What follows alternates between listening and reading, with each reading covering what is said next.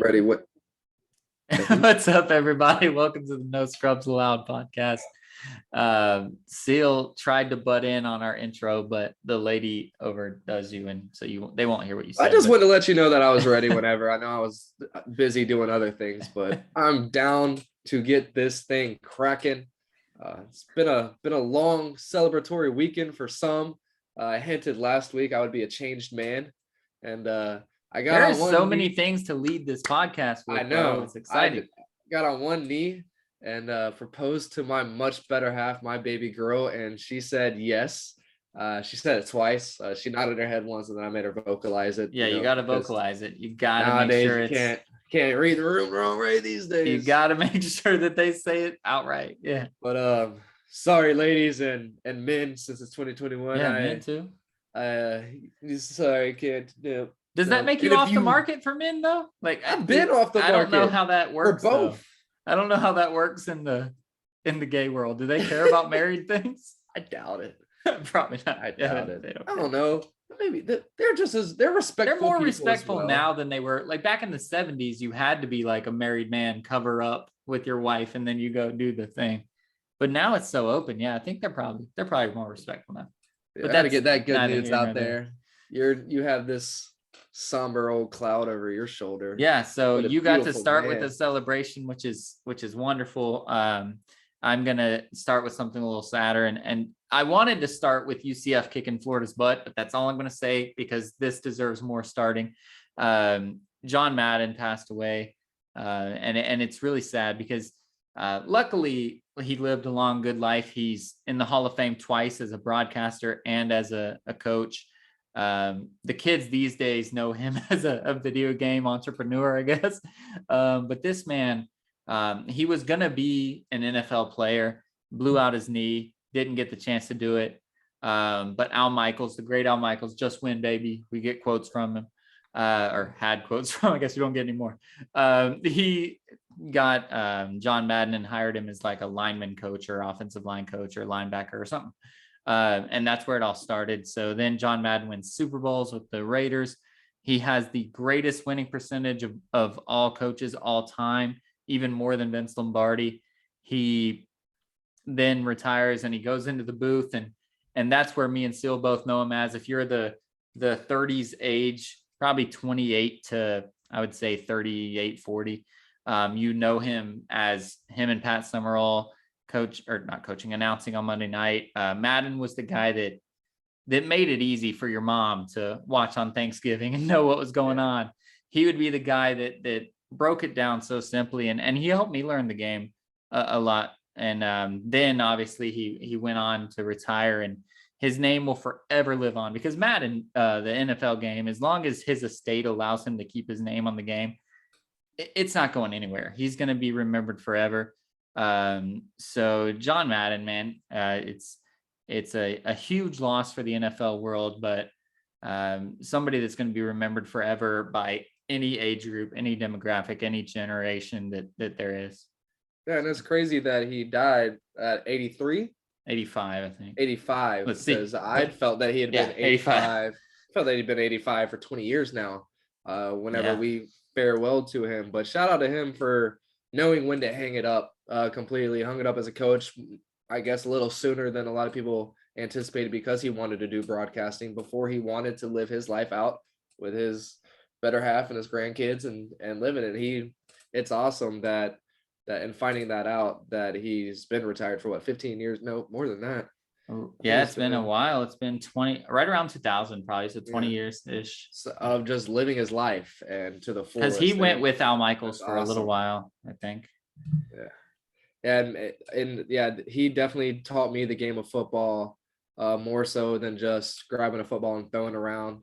He was really, really good at teaching the game to a not football expert. Mm-hmm. Like you said, the what was the word I'm looking for? The casual fan would definitely get hooked into it just because of John Madden and then Pat Summerall's color commentating. Them two, they were awesome. And I love the fact, I miss it nowadays, they'd fucking replay every single play of the game if it was a great play. Like they didn't care that they had just hit a replay. and they're touching it 3 or 4 times, and their commentary was electric and absolutely amazing. And it's something that I'll definitely cherish. Yeah, I remember that John Madden was the first time, and I was probably 7 or 8. So I mean, obviously still learning, and I didn't play Pop Warner or anything, so I didn't know that. But good. Parents are smart. He was the first guy that taught me about the A gap and the B gap, because he was so good with that replay thing, and he would describe things so well. He's like, when they call this like whatever 38 trap right or whatever, they would run through the A gap, and then here's the A gap when you have this, and like he would break it down. He put little circles on the thing, and that was when I first learned about gaps and whatnot, which again, I never played running back. I didn't need to know about the gaps, but now I do know them, and now I can watch the game in a more clear understanding. And nobody else these days, even Tony Romo with his like Nostradamus, I'm going to predict every play that happens, he doesn't explain it the same way. And Chris Collinsworth, like, no offense to him, but he doesn't explain anything. So like it's crazy to think these kids aren't going to have Madden. I don't know if do you watch any of the sports shows in the morning? No. So I watch Get Up. Shout out to Get Up and Greeny. I love Greeny. I love Get Up when I had cable. Oh, true. So I love Greeny. He's my favorite announcer besides probably Scott Van Pelt, or analyst person, whatever. And so Dan Graziano was on there, and they were talking about Madden, and they were talking about. I don't like that guy. Little rat. Dan Graziano was talking about his kid. And his son plays a lot of Madden, right? And when John Madden died today, Dan went and told his kid, like, hey, John Madden died today. And his kid, and I swear, I'm sure this story is true. I'm sure it's on TV, so you can barely gauge it, but I'm sure it's true because I could see it happening. The kid said, wow, I didn't even know he was a person. I just thought that was the name of the game. And like, that's what the kids these days are going to know is just Madden NFL. That's just what it is. So the fact that we had the personality of John Madden mixed in, and you can tell your kids, like, the announcer, because they're going to use those sound bites of Madden forever. I don't think he's ever going to go away in the game. He's always going to have a part. He might shrink in his part, but they'll do some sort of audio. They have so many audio clips of him. He's never going to go. I haven't heard him and Madden in a while now, though. Like, I'm thinking, and it kind of makes me want to break out the early days. I haven't heard Madden since like 2002. The one with Michael Vick. So what is that? 07. I remember him being in that one with Michael Vick on the cover. Okay. Yeah, I don't remember really. Whatever one that is, but I thought they did like a retro Madden. There was like a Madden league or whatever. One of the one that had Troy Polamalu and Larry Fitzgerald on the cover. 25. After that was the 25th year. I think Madden they had 25. Like a Madden league there where you played like the classic Madden and it had his sound and stuff on it. That'd be sick. I mean, I hope these PlayStation and Xboxes, like they did with the NHL. At least on the Xbox, they have the new NHL. But it's in a throwback 95 Sega. That was cool. Yeah. Like Sega Super Nintendo type style graphics. I would love for them to do something like I just want to keep here. I'm not going to try to him saying boom. I love John Madden's boom. I can't do it. Well, they have enough sound bites that they could definitely do something like that. And they're going to do a John Madden edition here very soon. I mean, without a doubt. I don't know what was the first year of Madden? 90 something probably. Yeah, like 95. So when they get to that, 94, I think. When they get to the next big one, whether it be 30 year, 40 year, whatever, maybe was it? Whatever the next. Hold on, I think I have if you guys are watching on YouTube, hold on just a second because you're about to see some video background changes here that I had queued up. All right. So what do we got here? It's not. You can't scroll on the background. Yeah, it was I had the first Madden game was released in 1998. All right, so when Madden Football 98, I guess. So when they get to 28, that's a long time though. So when they get to 28 and they have a 30 year, he'll be on the cover. 40 year, yeah. Because 35 they're not gonna care about, but the 40 year will probably be him because they're not gonna wait all the way till 50. So, but they'll have a Madden edition. They might have a Madden edition. That might be the legendary edition for the next few years. So Do you see that there's 2 Detroit Lions back to back, by the way? And these guys haven't won in friggin' ever. Well, that's because that's the Madden 25. Right. So they have Calvin Johnson and then Barry Sanders. But that's the one that has the Barry, and that's the 25th anniversary one that has that was the different covers. So that they just decided that they're the Barry one right there. It's just funny that they're both back to back. But yeah, and then after that, 2K came out with the different covers. Yeah. You had to like go to, those were the good days when you had to go to the store and show your receipt. Oh, there's my Michael Vick one. Oh, yeah. I did the same side both times. There he is, 2004. Yeah, 2004. See, I was thinking 03-ish, but 2007 seemed right too. Which was that, Sean Alexander? All right. So, anyways, we could do that all day, but yeah, weren't those the good old days when you would go in and get a different cover copy and wait in line, and you could go in at 12:01. Yeah. At the one GameStop in town. Yep. Yeah. At least our town. Yeah. Remember when we were bored that one night? We showed up at Walmart and got in line for a TV that we didn't have any money for, and when we got to the front, we're like, all right, just left. Yeah. Yeah. Because they try to give us tickets or some shit. Yeah. No. Is it free? No. All right. No. I think we did ask that because we're stupid. All right. So we were like, we got the ticket. We're good. All right. So yeah. So John Madden, he's out. If you watch football this weekend, it's going to be a shitty week. Nobody really cares, but the Red Zone will definitely do a highlight to him. There will be a lot of Raiders shit around. If you're a Raiders fan out here in LA, when they were the LA Raiders, actually, he'll have a lot of. I've been seeing a lot of John Madden out here from the Raiders fans, and it's really cool. So, yeah, man, and it's cool. It sucks, but I'm excited for what they do this weekend. Who did the Raiders play? Are they at home? Will they at least be at home? Oh, well, they're in Vegas now. It's not even gonna feel the same.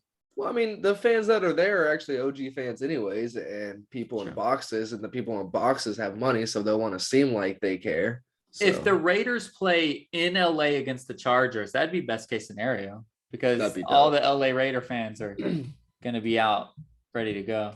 Yeah, that'd be dope. Let's see who they play. That would be like amazing. Because this is a huge one. Like, this is a huge one. It's the biggest NFL guy of all time, right? Like, there's not, until Tom Brady passes away, there's not an NFL guy that's going to take this. Oh, I mean, when Lombardi, I guess, but. Raiders play in Indianapolis. That's not going to help. Oh, that's where the Hall of Fame is, right? So I guess there's that. But no, Hall of Fame's in Canton. Oh, yeah, that's Ohio, not in Indiana. And not even in a city with a fucking team. But we might go to random aside. We might choose Columbus for our away LAFC game this year. And if we do, I'm going to make sure we get up to Canton. But we might actually choose Minneapolis instead. Soon. Don't do that. Why not? I love Minneapolis. I'm not going to Minnesota. I'll go to Ohio. I'll go to Minnesota. I'm not going to Minnesota. Minnesota's a better state than Ohio.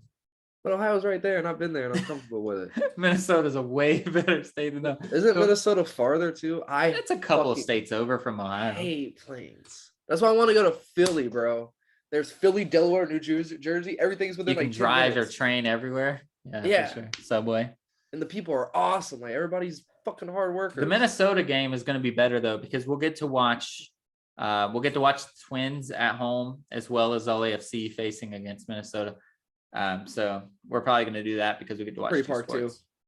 Twins Park, Pretty Park. The whole city is pretty. No offense against Ohio, but yeah, well, I mean, Canton people probably sitting there with their 5 teeth, like, hey, I don't blame me. They don't have internet to listen to this, so it's all right. But anyway, so those two stories took precedence over the story that I wanted to start with because you guys listened on game day on Thursday. So as soon as Thursday ended, I knew what our opening story was going to be. But now the world happens. It's 15 minutes in. We're finally getting to the story. UCF versus UF for the Gasparilla Bowl.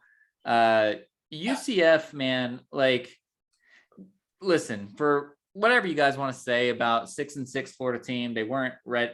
They didn't care, and they don't. Like, I've been a Florida fan. I've seen an SEC team play in a shitty bowl. They don't like it. But when you're playing against UCF, the bowl was sold out for a reason. It wasn't just UCF fans. So they came to play. You saw in the chippiness, you saw at halftime, you saw all this shit happening where they came to play, and UCF was just the better team, man.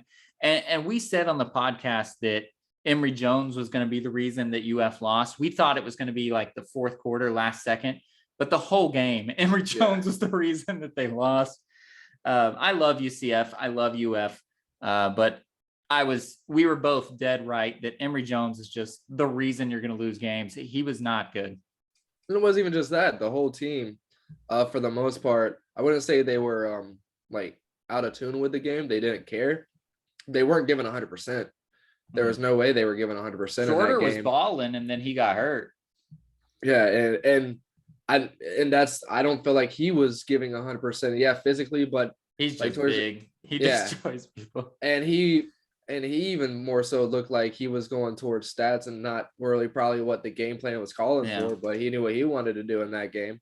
And that's where injuries come from. That's what I was talking about last week. And yeah, I don't knock Florida for it. I mean, we got a new coaching staff coming in, and I guarantee you the players that played in that bowl game aren't going to be happy with their performance once they get into spring training and Napier's in that bitch, because he's going to pull up that tape for every one of those guys and probably ring them a new one and let them know that's not what happens with this coaching staff and blase with all that. But yeah, hey, at the end of the day, Gus Malzahn got his boys ready to play. And whether they're going to be there next year or not, whether they're going to wherever Bowser's going to be there, I think, and he is the man. So, bro, Mikey Keene was okay. Our quarterback, he wasn't okay. bad. Yeah, he wasn't bad. And Bowser definitely showed that injury isn't going to be lingering by next year. Yeah, but I don't think Ryan O'Keefe's going to be there, and that's a problem because that man is a problem. Why not? I think he could always do the medical red shirt or the COVID red shirt or whatever, but I think he was a senior, maybe a junior, but I think he's probably going to be gone. And it was funny because I was talking to my brother. I don't think I mentioned it to you. I might have. I always talk to like you were sleeping, I think. So I don't think I talked to you. But my brother texted me, and my brother is just straight up Florida fan. He didn't go to UCF. He didn't do all that. So he's just my family lineage, all Florida fans. And he said, "Who is this O'Keefe guy?" And I was like, O'Keefe is the guy that Florida used to draft in the 90s when all they did was draft speed and they didn't give shit about skill. Ryan O'Keefe would have been the guy they drafted.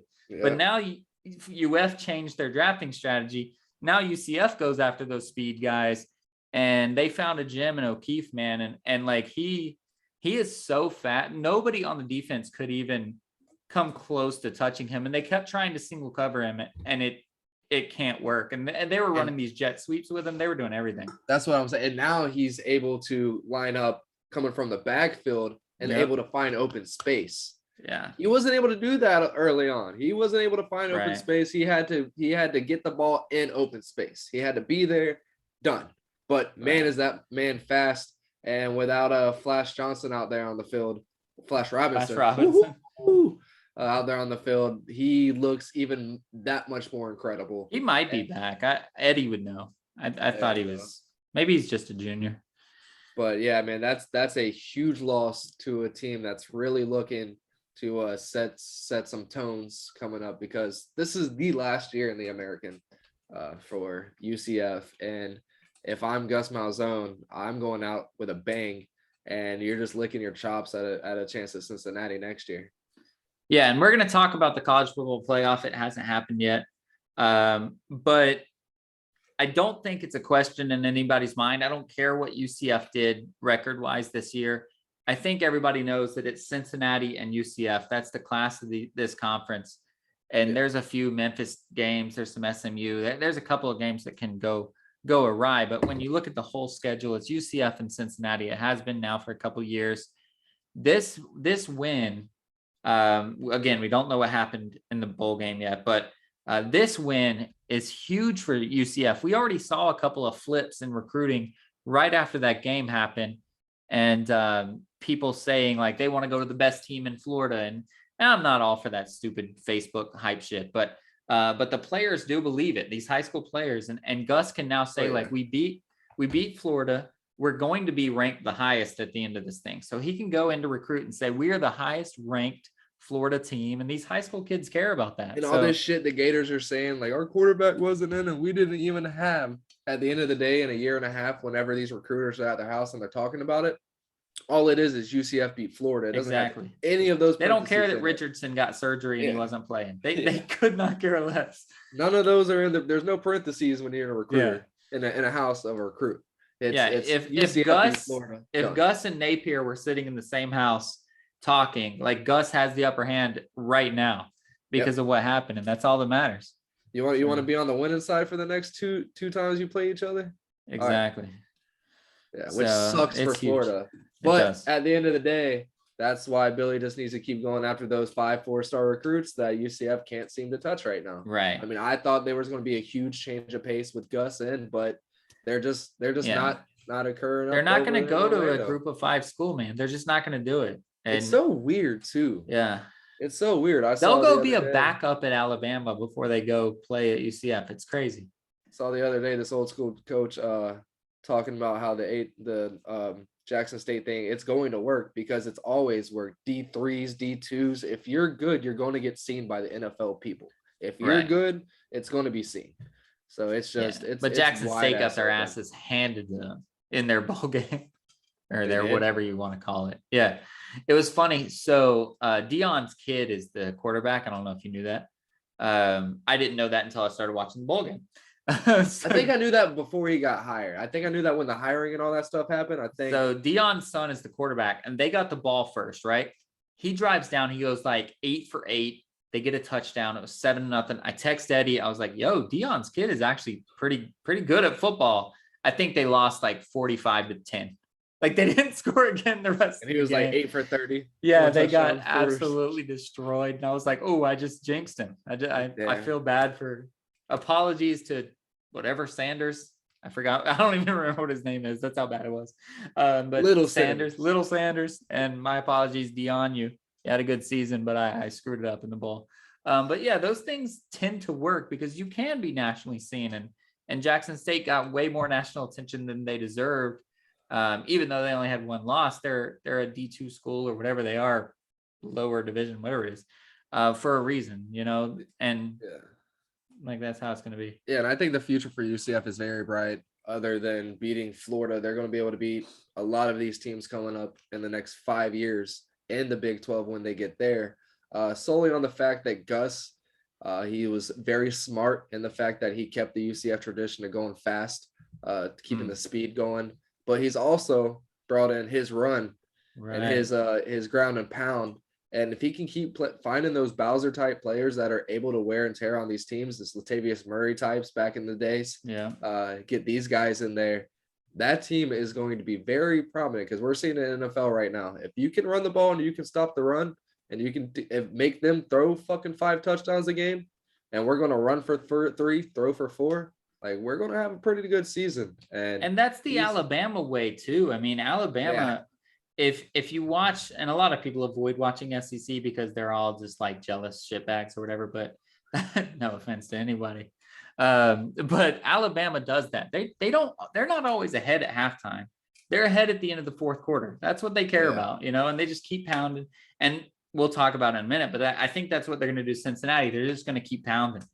And eventually you can't stop them.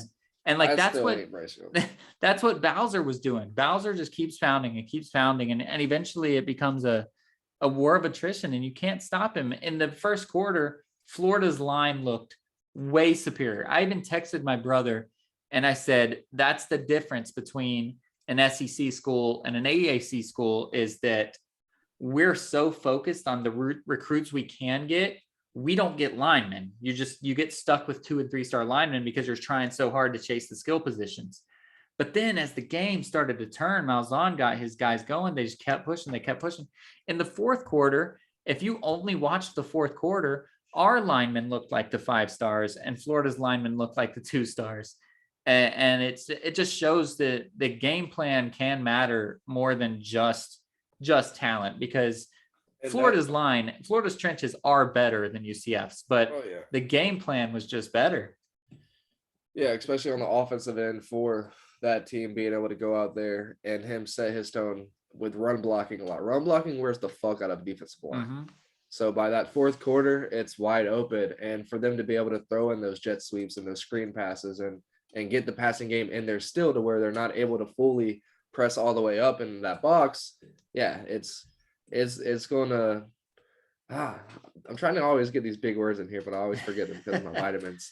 But it's going to, I'll say reciprocate into touchdowns. Yeah, that's a horrible word. It's going to. It's a big word, at least. Yeah, it's not the right one. Whatever. It's going to turn into really great games. Yeah, materialize, trickle down into big. I don't know the words you're looking when for. you get to the Big 12 and you're going up against these Iowa States, you're going to have to be able to put up 28 points on the ground and also keep a passing game in there, because that's going to be your best bet to win these games, because these Iowa States, these Iowas, a lot of these guys that get drafted, and the reason these teams are good is because it's in their front four. So you're still going to have to be able to pass the ball, and that's going to be your best way to get Big 12 chips, which is going to get you to Dr. Pepper, sponsorships, and all that good stuff the Big 12 offers. Well, what I can tell you is that I'm very happy that Oklahoma will not be in that Big 12, because while we're recording this, they're currently putting a huge can of whoop ass on Oregon. I don't know if I would have lost I would have easily put up $50 on Oregon, because we all know how much I hate Oklahoma. Well, Bob Stoops came back, dude, and he's the GOAT of Oklahoma. He's not in the bowl game. He's coaching it. Wait, you can do that? You can get hired on it? Oh, yeah, never mind. He had to, because Lincoln Riley went off to fucking USC. So they said he has to. There's an interim. There's the interim. But they said, Stoops, you want to come do this shit? He was like, you give me $5 million. There's got to be a rule against you that. Give me $5 million. I'll come win because Billy Napier's not Bob Stoops. Bob Stoops is like, all right, I'll come win a game, one game. I can do that shit. And he's out here and he's doing it. And like, no offense to Lincoln Riley, but Bob Stoops is that dude. And I mean, you see, I did not know he was coaching. Yeah. I didn't think it was allowed. Yeah. No, they brought him in. So he had a week with these kids. But like Bob Stoops is next. He probably walked in like, listen here, little fucking shit tards. Probably. Fucking cigars. Y'all made me stop catching bass for another 3 damn months. This is what we're gonna fucking do. He had the scores of his. I should be hunting right now. He had the scores of his 2 national championships up on the whiteboard already, and like, all right, kids. He's like, and I have fragile ass Sam Bradford, son. Yeah, exactly. I had Josh Heupel as my quarterback coach. So get out of here. Oh man. But that's awesome though. But them not being there is going to be huge for UCF because Oklahoma is still the class. Oklahoma State is going to be there. They're going to be tough, but Oklahoma is the class. We see that they're the class. If you guys obviously will be listening tomorrow, they will have put the finishing touches on Oregon. And like Seal just said, like this was going to be a close game. I would have probably put my money on Oregon also. Even though the Alamo Bowl is obviously more of a home field for Oklahoma, just because it's way closer. They can drive, whereas Oregon has to fly. But I thought Oregon was the better team, and not even close. Yeah, it's crazy. I saw it. And then I don't even know what's going on with that Clemson game, but that was a low ass scoring game. I saw it was like 6-3 at halftime. I didn't even see who won. Who ended up winning? It was working. Nobody gives a shit about Clemson this year. I don't even know who they were playing. I think it was like Iowa State. Iowa State, yeah. So I mean, that's one of the teams we're going to be playing. The reason I thought Iowa State is because I was like, damn, it's 6-3. It was 6-3 at halftime. They won 20-13. Clemson did. So nice. Cool. Shout out to that quarterback finally getting his shit together and winning some ball games. But tomorrow, so you guys are listening to this today, the 30th is the games. That's when the games start. That's the good games. A lot of SEC schools, a lot of big schools are playing. There's a lot of good games. And like before we actually move on, because this wasn't even necessarily something I wanted to talk about.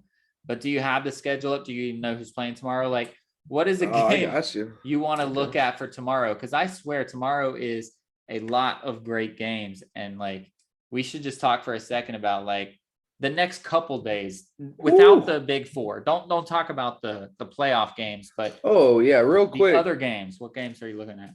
Shout out to Rutgers for stepping in against Wake Forest. Yeah. That was a good and then we lost another bowl, didn't we? There's a bowl that's not happening. Well, Boise State is still hoping. I think it's canceled at this point, but they were hoping somebody was going to play in whatever bowl, Arizona Bowl or whatever. But the UCLA, they had to back out, so they're not playing. Which, why don't they just match those guys up?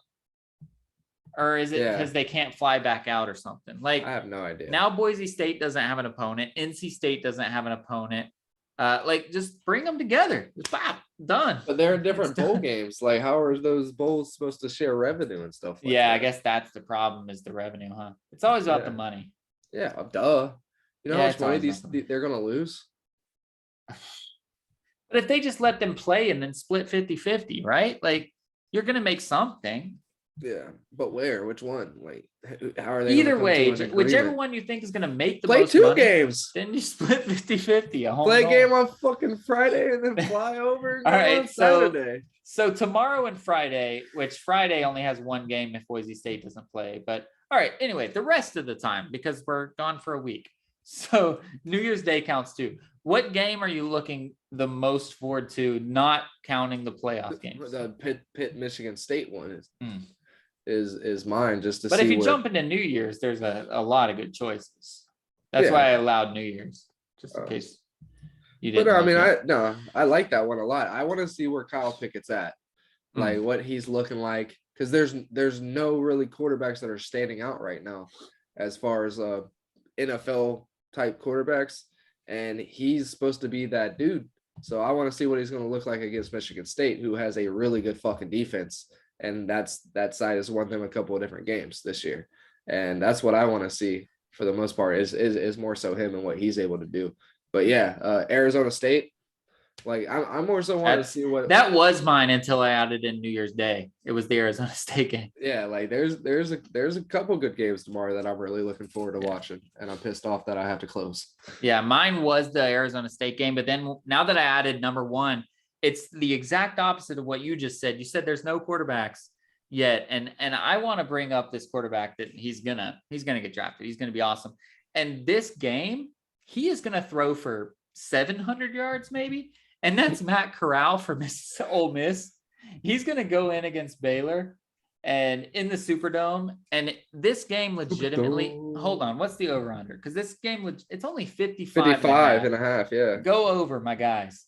Because Ole Miss might score 55 on their own, and Baylor's it's going to be a close game. I'm not talking about a blowout here.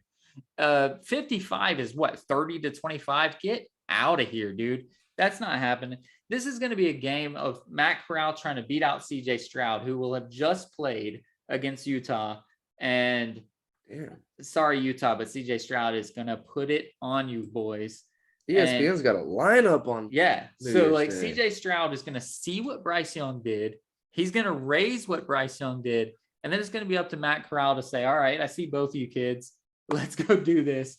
And that game's going to be fireworks. It's the nightcap on New Year's Day. The hangover will be like cured at that point. You'll be ready to go. It's 5:45. Well, if you're out here in LA, if you're in Florida, your hangover should be already gone. But in LA, New Year's Eve is Friday. You're done. Yeah. I thought it was Saturday. So on New Year's Day, crush it. That's the game. Baylor at Ole Miss. But yeah, when you take out all those ranked games from New Year's Day, Arizona State and Wisconsin was the game I wanted to see. It's kind of in Arizona State's backyard. I know that Las Vegas is not in Arizona, but it's basically in Arizona State's backyard. And they have a really good quarterback as well. Not the same caliber of Corral, but he's going to go out. And I think Herm is going to do his thing and take care of Wisconsin. So I'm excited about that as well. Yeah, that one's going to be a good one. I mean, unfortunately, Wisconsin wasn't able to pull out a couple of those games, so they don't look as good as they should. But that allowed them to be going up against the Arizona State team, who on the same side had a couple of slip-ups with injuries and shit and aren't where they feel like they should have been at the end of the season. So that's a fun matchup that we shouldn't have at the end of the year, but I'm excited for it. But yeah, dude, I'm just looking at this New Year's Day lineup and it's massive. Woo-wee. I got really excited. I thought you don't work at a sports bar, right? So you ain't gonna be able but we're open Fridays and Saturdays till 12, but I open. So I'll be out by 7. But baby girl is a bartender across the street, so I'm gonna have to walk over there. But that's a sports bar though. You can watch some sports, right? Yeah, but that's New Year's Eve. Oh. So New Year's Day, I go in at 4. Oh, okay. So, but yeah, it's not a sports bar, so they don't have all the packages and shit. But there's ABC and ESPN. True. Because there is a lineup on New Year's Day. If you are hungover from New Year's Eve, waking up at noon, throw on the fucking TV and just sit and watch. Get you some DoorDash of Waffle House or Denny's, whatever schlop fest you want, and drink your mimosas and be merry. And it's gonna be great. What's your biggest New Year's resolution this year? So I wish I had it within arm's reach. Nope. What? Just top of the dome. What's your New Year's resolution? No, I was saying I was going to show you guys because I wish I had it. Something. I have a full 10-week training plan ready to go. Oh, that's what that first week was. That week it's cyclical, so that's all 10 weeks together. It's the same thing. It's this couch to 5K shit, and I hate running. I hate it. I'll do push-ups, pull-ups, strength exercises. I'll rock climb. I'll run obstacle course races. I'll do whatever. But just straight up running, I hate it. But this is a 10-week program, and it's 3 runs a week. It's real simple at first. It's literally called the Couch to 5K. It's easy to find on internet. The first the first one is walk 5 minutes, jog 2 minutes, walk 5 minutes, and you're done. And I'm like, I can fucking do that. And then 10 weeks later, it's run a 5K. So 3.1 miles. So I'm like, all right, I can try. It's not bad. I think I could do that. I can try to do it. So yeah, so mine that's awesome. I like that a lot. You kind of took mine and went more so into it. But mine is just get more active. I learned I am now a superhero. I have shit flowing through my body that'll fight off crime. Yeah, 5G, dog. Yeah, bro, I'm killing it. I had COVID, so I am now I don't know, a good catchy thing for it. I don't know, COVID guy. I'm superhero now. But yeah, forgot where the hell I was going with this. You're gonna be more active. Oh yeah, so I'm gonna start being more active, man, because at 30 years old, everybody gets really surprised that it hit me the way it did. And they're like, really, at 30, man, you shouldn't be. I was like, oh no, it was bad. Like it was bad. I like the way this is looking right now from it, but losing a lot of weight, huh? It was bad. It was rough. And it's from just not being in shape. I don't eat right. I don't eat right whatsoever. I can't tell you the last time I ate a salad that wasn't doused in Caesar dressing or mayonnaise, which is some weird shit I do because I'm unhealthy as fuck. Yeah. But yeah, man, it's got to get right. Got to start worrying about myself. Already on blood pressure medication that I forgot to take today. Shit. But yeah, man, that's my New Year's resolution. And it's something that people usually do every year and they never really get to, but I'm not a New Year's resolutions guy. I haven't been for a long while. So now that I'm doing one, I'm definitely sticking to it. And I like that you're doing that. Well, just so you know, so you know, this is a personal chat real quick. I mean, we get a lot of personal chats on here, but me and Eddie are kind of accountability partners with our New Year's resolution. So if you want to jump in, we will keep you accountable. Hell yeah. So 2020 was my pull-up one. When I started January 1st, I could not do a single pull-up. So I just said, let's do one a month, like increase one a month. And on December 1st, I did 12 pull-ups. I completed that one. 2021 was a shit show. My dad had died just previously. My mom died in January of 2021. So the whole thing, it didn't work out. I didn't have one, but I still tried to make my life better. Just as a general overall rule.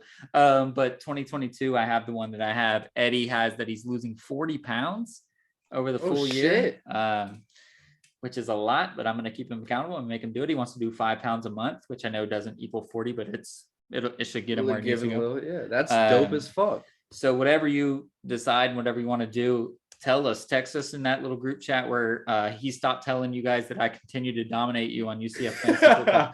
But hit us up and we will keep you accountable. We'll ask you what you're doing. For sure. I'll definitely try to find something more in depth than just get an actual goal and tell us what it is, and we'll ask you how you're doing. But anyways, back to the thing. But no scrubs allowed. But before we actually jump into the New Year's Day bowls, because that's probably what we're going to kind of end on, I want to shift to a thing that you're wearing, but you're not super happy about. The Cleveland Cavaliers, they continue to drop like flies. They're still winning games, so you're still happy about that. But it's gonna start looking dicey. They are now down to one guard. What are you guys gonna do about all these injuries and COVID? Yeah, well, now that unicorn of a trade that I was looking for, it has to happen. It can't be a unicorn anymore. It has to be a realistic thing, and I will settle for a 5 points a game. I don't give a damn. It sucks. And watching that game last night, man, I was so excited for Ricky Rubio. He was having a game, and when you saw him pull up the way he did, by himself, nothing going on. Nobody touched him. And then later on, I saw a tweet saying that's the same left knee as 2012. And I remember 2012. I remember 2011 for D Rose. I remember those knees back then. And it's something that it makes you sick when you want to think about them two injuries back in the day. And it's not fun to think that he's going to have to repair and rehab that same knee. He's been doing a lot of work on for the last 10 years almost. So I'm confident in his workouts and the way at least he's already got a rehab routine. Yeah, and the way he carries himself, he'll be back by next year. But yeah, man, it sucks for now. And hopefully the Cavs do right and give him a contract extension and keep him around. He deserves it. He's helped us out so fucking much. But yeah, LeVar Stevens, I believe, is our backup who's going to have to come in and be a shooting guard now, starting sometimes. It's not going to cut it for what we know we can do. We did a full organizational takeover, and it's shown in the first months of this NBA season, and there's no reason we should digress into being just stagnant and trying to do what we can. We can go out there and get people. We have plenty of fucking money to do so. And yeah, it sucks. I feel bad for this guy, Colin Sexton, same injury. And it sucks, but we'll be able to get through it, hopefully. And I like that we have Kobe Altman instead of every other shitty GM we had for fucking ever. And he'll be able to get something done here soon. But it's a tough time in the NBA for that to happen to you, where teams are having to go out and get these guys on 10 days contracts. There's not really going to be too many teams who are willing to give up a player for draft picks right now. And it's hard because there's really not many players that they can give up. The guys that are in the mix are obviously like the Ben Simmonses, Damian Lillard. You guys don't want to make a trade of that magnitude because you'd have to give up too much. So it's hard to find that middle ground that you can get. And it's crazy because you guys aren't the only one dealing with this stuff, and your guys are actual injuries, but we're seeing teams this year, they've already had more starting players than they've had ever in the NBA history. And we're not even to the Christmas break yet. Well, we're at the Christmas break right now. So it's pretty crazy. We just saw the Mavs sign Brandon Knight and Isaiah Thomas. And Isaiah Thomas has already been signed to the Lakers on a 10-day contract. So this is going to be the year where it's just 10 day after 10 day after 10 day, because Luka was hurt, right? And then he came back and got COVID. So there's just continuing. It's going to be the weird thing for me is how some of these are health protocols and some is health and safety protocols. So is this the difference between the vaccinated and unvaccinated players, do you think? I think it's the difference between, I think it's the difference between had COVID and close contact with COVID. I think that's what it is. Okay. But I'm not sure which one's which. I've been seeing that, and that confuses the hell out of me a little bit. But yeah, man, it sucks. Every single team has 3-4 players at least that are just getting this freaking virus. And like you said, for the most part, it's just a positive test. Well, I don't want to toot the CDC's horn too much because they suck dick at a lot of stuff. But they allowed them to only have to sit out 5 days now, which is a huge breakthrough. If you are asymptomatic. Now, don't go sitting out 5 days and say that Travis at No Scrubs Allowed told you to, because I don't know all the law. But if you're asymptomatic, you can sit out or like isolate for just 5 days. And then for the rest of the 10 day, you just have to have strict mask policies is what it says. So you're isolated for 5 days, you're wearing a mask for 5 days, but you're able to come back. I think that's going to be huge because the NFL has already shown that. Carson Wentz got put on the vaccine or on the COVID today on Wednesday, and they said he could come back and play Sunday if he's not showing any symptoms. So like that's good. Like in my opinion, I don't want to speak as a matter of fact, but in my opinion, that's good. If you're not showing symptoms, if you're not spreading, if you're not doing things, figure it out, get back to negative and let's go. And so I like that. I don't like the hard black and white, like this is what happens no matter what. So yeah. And I like how they've kind of pulled back the ropes on it, because even now they're starting to realize 2 years later almost, we still don't understand it fully, and it's changing every day. So I like how the rules are able to be more lenient with it as well. In every major sport we have right now, for the most part, hockey's still fucked. Hockey has not played in 2 weeks already, and they're gonna have it's been 9 days, and then they're gonna have the Olympic break though that they're not gonna play for because they're not going to the Olympics, so they're just gonna be chilling for like a month. Yeah, hockey's fucked right now. I don't understand what's gonna go on with that. The Olympics are in a month. Yeah, a month and right a half. Now they're still on even, as far as we know. So yeah, but man, it's gonna be crazy. The people, where is it? Do you know? Or China, right? Isn't it a China one? I think the last one was a China one. I don't know. The summer one was China. Well, then maybe they had winter and summer, man. I don't know. I don't know neither. But I'm trying to figure it out just because of how the countries are. Yeah, they're in Beijing. Oh, really?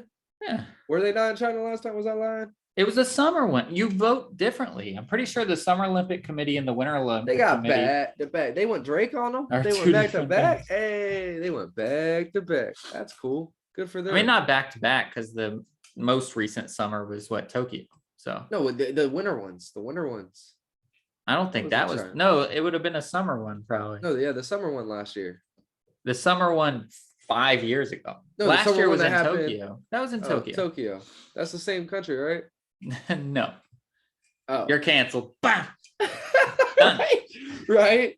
I don't. Oh, Tokyo, Japan. China and Japan are very different. Okay, yeah, I know that. Shit. But Beijing was just did just happen. Beijing was like 2018 or 2016 or something. It did just happen. Yeah, that one just happened too. Yeah, I know that. But yeah, it's going to be crazy to see what goes on with that, because yeah, that's a get the fuck out of here. We're locking down. We care more about our people than the damn Olympics type of No, what China's going to do is China's going to say all non-Chinese residents have to isolate, and then China's going to win all the gold because they're going to have some crazy rule where China can still play. That'd be crazy. That'd be awesome. I can see it happen. For sure. But that's so, again, we're not trying to get political here, but like the Olympics is the top of the top of the top athletes. These dudes, like, as rare as it is to get like deathly sick already, they are not the demographic of people that get deathly sick. Yeah. And it can happen. We have seen professional soccer players that fall on the field and die. I'm not trying to say it doesn't happen, but these are not the guys that are at risk of that. So I'm hoping that the rules will be slightly more lenient. Like, hey, isolate a couple of days, make sure you're good, make sure you're not showing symptoms. Let's go do this or something like that. But yeah. And if you're bobsledding or something like that, like you're already isolated, right? If the team wants to run with you, let them run. If you're on the skeleton luge or whatever, where you're the only person on the freaking ice, whatever, dude, go do your thing if you want to do it. No, just walk away when you cross the finish line. Just go right back to your tent and be done. Yeah, and we are seeing now that if you keep washing your hands and stuff, and you stay masked up, and you're not breathing on anybody and touching anything repeatedly like that, that works. The spreading rules have changed so much over the last 2 years, and again, nobody even knows, like you said earlier, but it looks like there's all these different things that are starting to narrow down what actually happens. And it seems to be in like bars, restaurants, grocery stores, things like that, where you're indoors, close contact, not moving around, not separating. If you're standing in a line at a grocery store, you're with a dude for potentially 10, 15 minutes if it's a backed up grocery store. So So those are the cases that I know of. Yeah.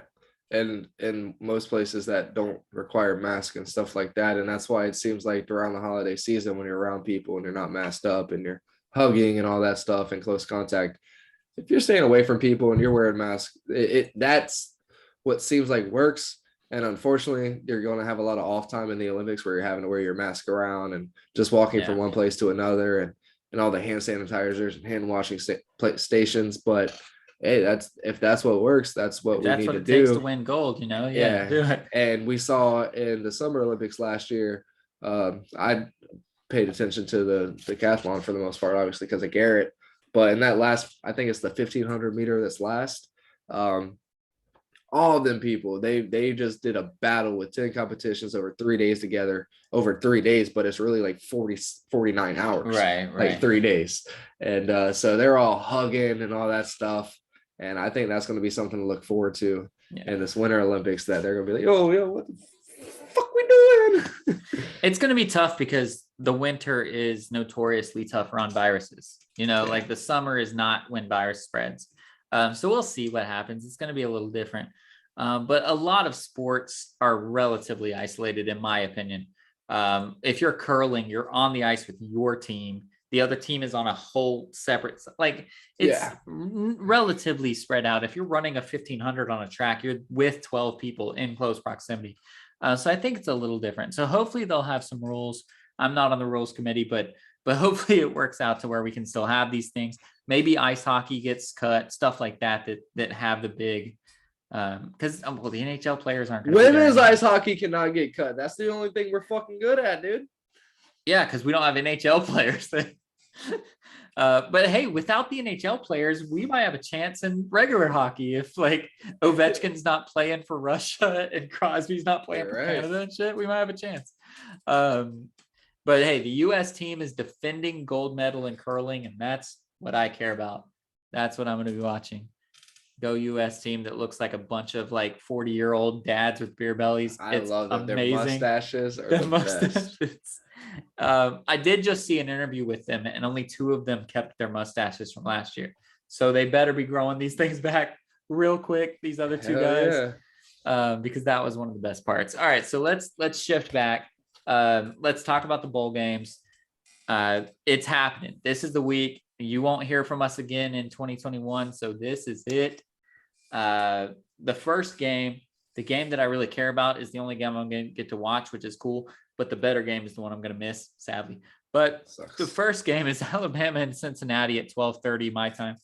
I'll get to watch that before I head to my party. So we've both said that we think Cincinnati has a chance.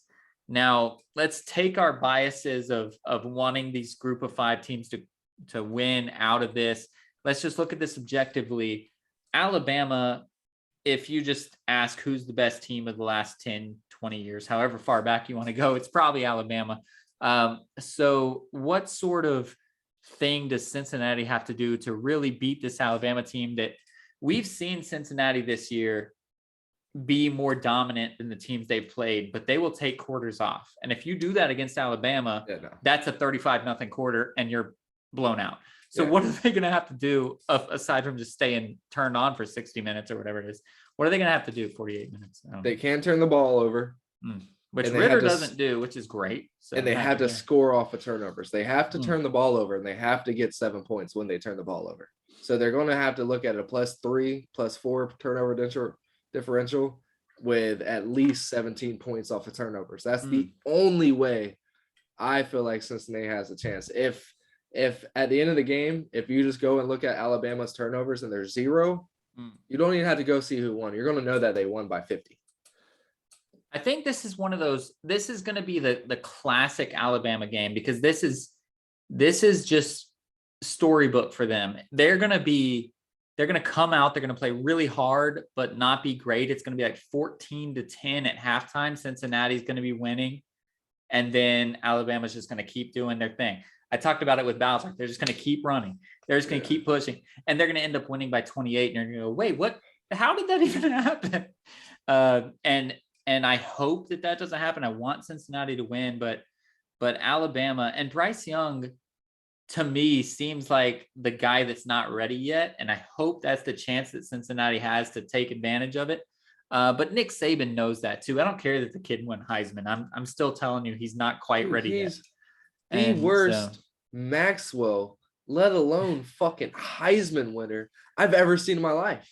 I don't. It's because he looked good against Georgia. That's literally why. But I don't understand. Like, they didn't watch the rest of the fucking tape. He's not the one that won games. He's lost a couple games. Yeah. He won maybe 1 or 2 games.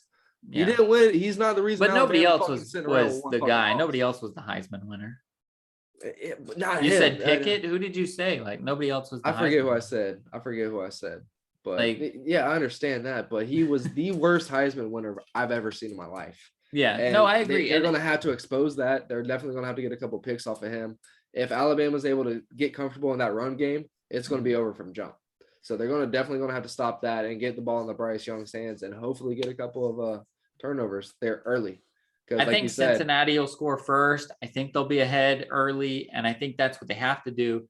But I just think Nick Saban, man, like, he is going to do his thing. And if his kids buy in, which I'm sure they do because we saw the Georgia game, they bought in. Because if they didn't believe, they would have got blown out by Georgia and they would have missed the playoff. So they believe in what he's selling. And it's just going to be one of those games. They're going to win 42-28 and it's going to be over. So I really hope not, though, because that is the game I get to watch. And I hope I think it'll be close for a half. I hope it's close for the whole game. But the better game, in my opinion. But so do we both think that Alabama's going to win, or do we want to put some money out there and say, no? Yeah, I would not put it in. I think Alabama's going to win too. Yeah, I really hope, though. I hope, like with all hope, I'm going to be cheering hard for Cincinnati. But you've been calling it for a while now. This is what the college playoffs wanted, and they got it, and they're going to see. Yeah. But yeah, somebody in the UCF group that I truly don't read, and I love UCF, but those kids are idiots. Bro, I almost put in both of my Jaguars fan groups the other day. Like, you guys are a bunch of bitches. They're all so stupid. They're all so stupid. But one guy said it right. He said the reason Cincinnati is in the playoffs is because if Cincinnati got left out of the playoffs and won their bowl game, you'd have 2017 all over again. And the committee did not want Cincinnati claiming a national title. They didn't want that sort of thing. So they just had to put them in. But they're happy to put them in against Alabama. Like, the committee was probably laughing and happy that they got to put them in against Alabama. And I think Alabama's the champion. We don't have to talk about that till a couple weeks from now because the game's not till January 10th. But I think Alabama's the champ again. But I think they're going to win this game, and the committee will be happy, and we'll just have to wait till the Big 12. But the next game, the better game, in my opinion, if you can watch one of the games, turn in for prime time. I won't be there. You guys might not be there. If you go to a New Year's Eve party that actually has sports, I don't know why my girlfriend's friends don't understand what sports are. It's sad. I'm going to have to infiltrate and slowly start to turn on sports in their house, but I doubt we'll be watching. But Michigan and Georgia, that's the game, dude. The whole season, I said Georgia was the best team by far, and it was them. And then 2 tiers down was the next team, and then everybody else. But Alabama showed that Georgia has weaknesses, and Michigan showed against Ohio State, and then who was it, Wisconsin or whoever they played, that they are the absolute dominant team of the Big Ten. So this is actually going to be a game. What do you think is going to happen here? I think it's going to be close. I think it's going to be scary. I think it could be an overtime game. Georgia's used to that. Yeah, it's going to be a really, really, really good game. If I had to put money on it, I couldn't call it. But, I mean, since I don't have any money on it because Florida sucks, I got to say that we're going to have a repeat of Georgia, Alabama another time. Unfortunately, Kirby Smart's just too damn good. And I feel like that victory over Ohio State might be lingering with old Johnny Boy.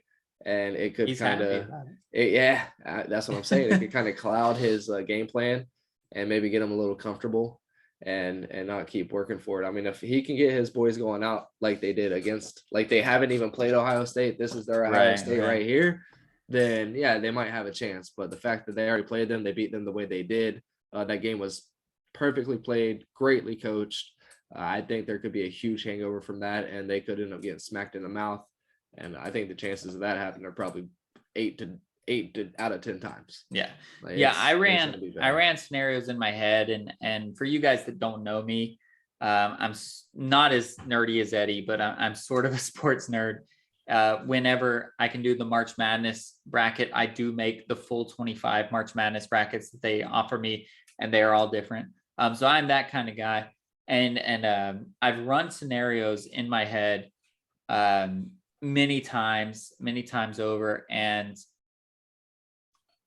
maybe 20% of the time Michigan wins. Like, Michigan has to have it go perfect, and Michigan can beat Georgia. But if there's any any tweaks, anything that just doesn't work right, that goes in Georgia's favor. And the fact that there's going to be a perfect game, I highly doubt. Football's not a perfect sport. It's probably not going to happen. And so I think it will be close, and I think Michigan could pull it out. But I think when the ball bounces and when funky things happen, which if you watch football long enough, funky things always happen. I think all of those will slide towards Georgia's favor. And so I just think that Georgia's going to have that ability. But if it is a close game at the end of the game, anybody could win. But I just have to err on the side of Georgia. If I was a betting man, that's who I would say that is going to win as well. But I really tried. I tried to pick my brain for what Michigan could do to win, but they already had their perfect game, and that was against Ohio State. They already had that perfect game, like you alluded to. And you don't tend to have two perfect games in a season. So I doubt it's going to happen. So I have Georgia as well. Dang, we're agreeing. That's not good. That's usually not good. Nope. So if you do have betting in your state, go ahead and pick Cincinnati and Michigan, because that's going to happen. Now we're very rarely 100% in alignment, but we're also very rarely 100% right. We brought up his bad beat about his 13 game parlay a few weeks ago that he messed up, or I guess about a month ago now that he messed up. So we're always close, but we're never right there. But before we get out of here, I don't want to leave this on this note, because that would be really rude to my boy Seal here. So we're not going to quite go out yet, but I did want to talk about fantasy football. Our league, we both sucked. We both missed the playoffs. We weren't very good, but we got matched up in I think they call it consolation bracket, the shit bracket, the bracket that nobody cares about and you can't win a championship. And I ended up beating Seal.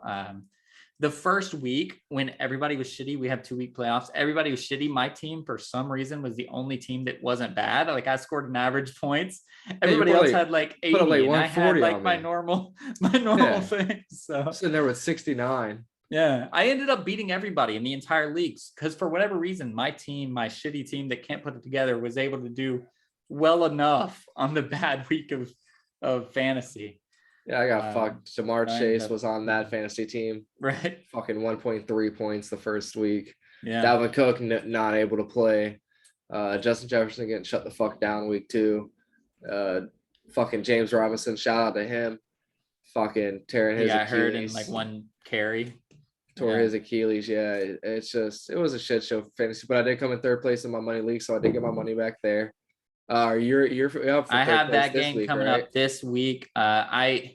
I played a hell of a game, guys. I was in there in the semifinals. I was able to play Thursday night. My opponent had AJ Brown, dropped like 31 on me.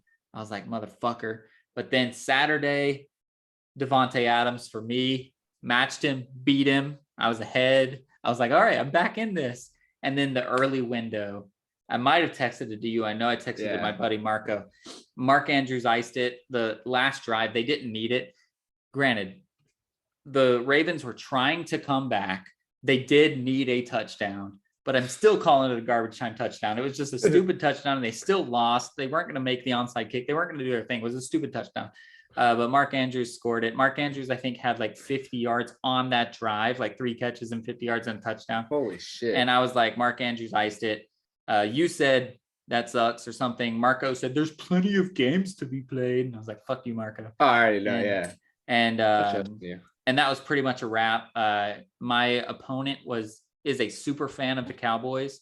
And I was going into the Cowboys game with a 27-point lead, and he had CeeDee Lamb, Ezekiel Elliott and the Cowboys defense, and the Cowboys defense pretty much beat me by themselves. So it was a wrap. I think they scored, 24 points or something.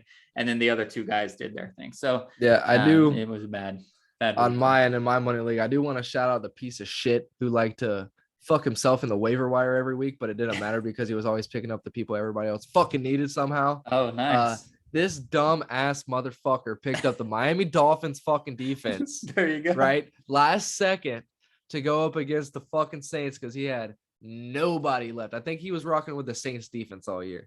And yeah, so he subbed them out, went and got Miami because of fucking Ian Book. Oh, scrub ass Notre Dame guy over there, and thinking he should have been a starter in the NFL. Welcome to the NFL, you fucking you suck. That was that was not good. But he was down 27 points, right?